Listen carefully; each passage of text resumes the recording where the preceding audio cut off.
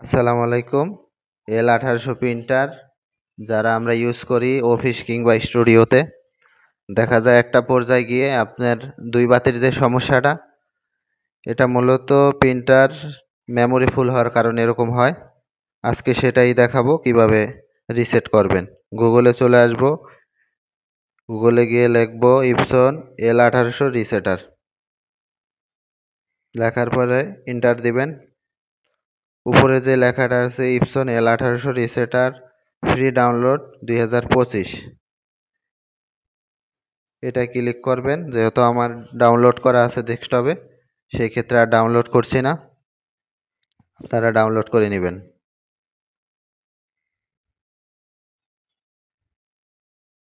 দেখা যায় অনেক সময় না বোঝার কারণে যে কোনো একটা সার্ভিস পয়েন্টে গেল 2000 টাকা নিয়ে নেবে।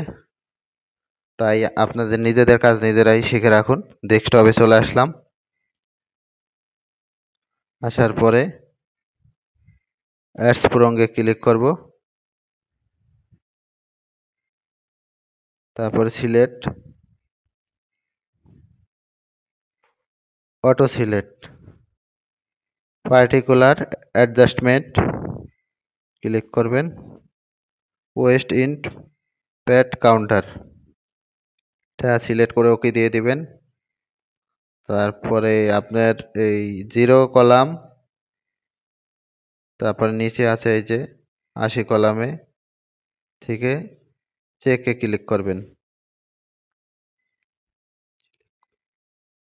তারপরে সিলেক্ট করে ইনিটিয়ালাইজে ক্লিক করবেন,